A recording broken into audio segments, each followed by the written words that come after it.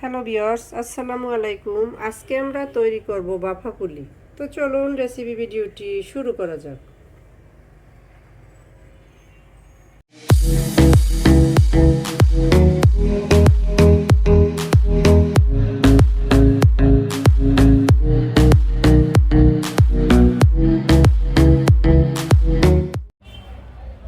এটা তৈরি করার জন্য শুরুতেই এখানে আমি চুলায় একটা প্যান বসিয়ে এতে দিয়ে দিয়েছি প্রয়োজন মতো পানি। এখন আমি এর ভিতরে দিয়ে দিচ্ছি স্বাদ মতো লবণ,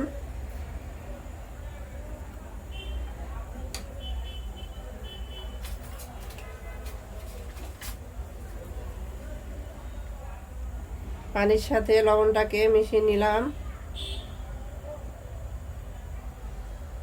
এখন এর ভিতর দিয়ে দিব মেজারমেন্ট কাপে 2 কাপ আতপ চালের গুঁড়া,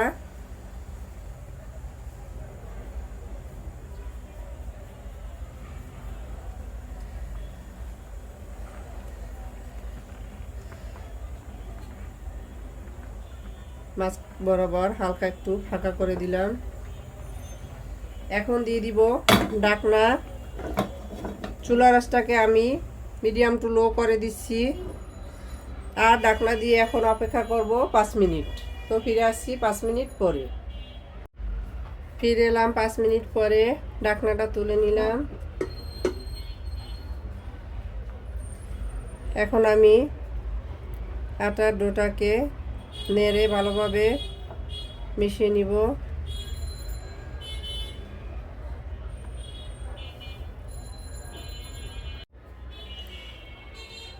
এটাকে আমি ভালোভাবে নেড়ে মিশিয়ে নিয়েছি। এখন ঢাকনা দিয়ে আরও 5 মিনিট রেস্টে রেখে দেব। চুলাটা বন্ধ করে দিচ্ছি। ফিরে আসছি 5 মিনিট পরে। ফিরে এলাম 5 মিনিট পরে, ঢাকনাটা তুলে নিচ্ছি। এখন আমি এটাকে একটা সমান প্লেটে তুলে নিব। একটা প্লেটের ভিতর তুলে নিয়েছি। এখন এটাকে খুব ভালোভাবে মথে নেব। তো ফিরে আসছি এটা মথে নেওয়ার পরে। এরই মাঝে আমি পুরটা তৈরি করে নিব। এজন্য একটা প্যানে আমি কিছুটা গুড় দিয়ে দিয়েছি।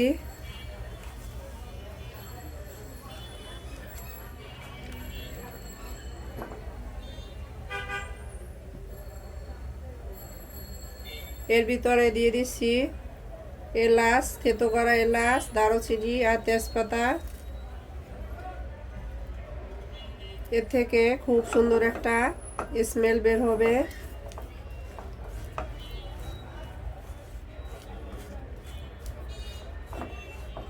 গুড়টাকে নেড়ে নিব, আস্তে আস্তে এটা গলে আসবে।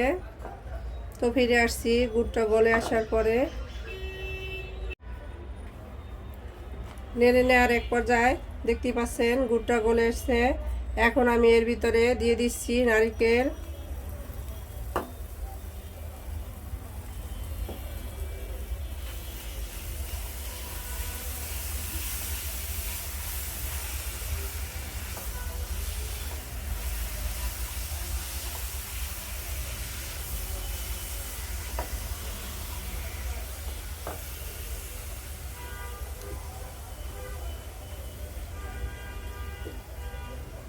এটা নেড়ে নিব আমি যতক্ষণ পর্যন্ত না এটা কিছুটা শুকিয়ে আসে।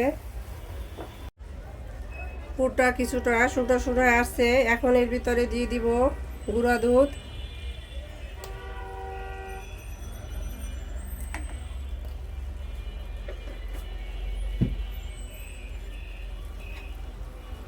গুঁড়া দুধটা কেউ চাইলে নাও দিতে পারেন, আমার হাতের কাছে আছে তাই আমি এটা দিয়ে দিচ্ছি।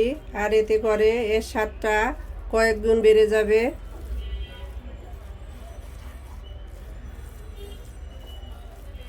তো আমাদের পুর রেডি। এখন আমি চুলাটাকে বন্ধ করে দিচ্ছি আর পুরটাকে নামিয়ে নিচ্ছি। আমাদের ডোটা তৈরি হয়ে গেছে। এখন আমি এর থেকে অল্প অল্প নিয়ে একটা রুটি তৈরি করে নিব। এভাবে হাতের সাহায্যে লিচি কেটে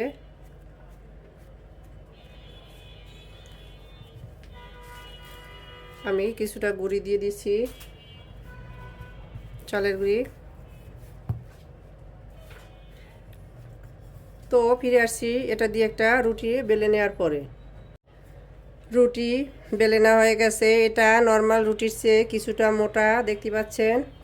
এখন আমি একটা বয়মের ঢাকনা নিয়ে নিয়েছি, এ দিয়ে এগুলো কেটে নিব।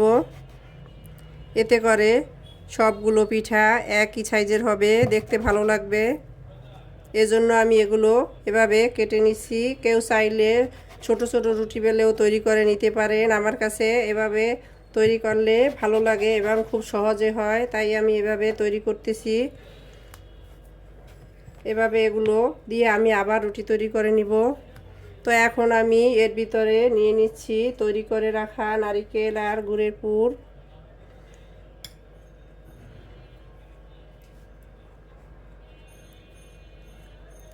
এভাবে লক করে দিব। কেউ চাইলে এই পিঠাটা এভাবেও রেখে দিতে পারেন। আমি সাইড দিয়ে একটু ডিজাইন করে দিচ্ছি। এতে করে টেস্টের কোনো হেরফের হবে না, শুধু দেখার সৌন্দর্য।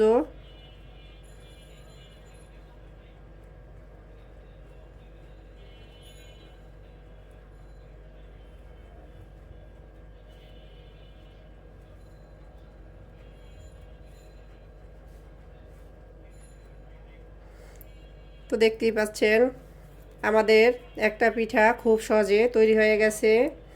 একইভাবে আমি সবগুলো পিঠা তৈরি করে ফিরে আসছি। আমাদের সবগুলো পিঠা তৈরি করা হয়ে গেছে দেখতেই পাচ্ছেন। এখন চলে যাব কিচেনে। তো চলুন কিচেনে যাওয়া যাক। কিচেনে এসে চুলা একটা প্যান বসিয়ে এতে পর্যাপ্ত পরিমাণে পানি দিয়ে দিয়েছি। এর উপরে দিয়ে দিচ্ছি একটা ছিদ্রযুক্ত প্লেট। প্লেটটার উপরে আমি সামান্য তেল ব্রাশ করে দিয়ে দিয়েছি। এখন আমি এর উপরে পিঠাগুলো দিয়ে দিচ্ছি।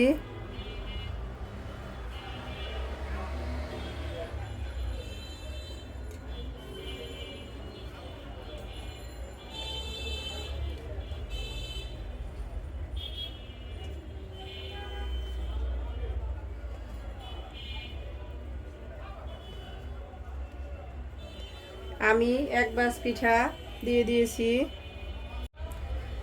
এখন আমি এর উপর একটা ঢাকনা দিয়ে দিচ্ছি। তো ঢাকনা দিয়ে আমি এটাকে বাফিয়ে নিব 5 থেকে 7 মিনিট। তো ফিরে আসছি 5-7 মিনিট পরে। ফিরে এলাম 7-8 মিনিট পরে। ঢাকনাটা তুলে নিচ্ছি। তো আমাদের পিঠা রেডি। এখন আমি এগুলোকে এক এক করে তুলে নিচ্ছি।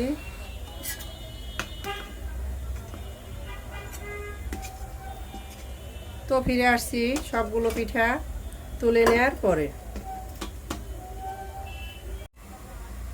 আমি পিঠাগুলো তুলে নিয়েছি।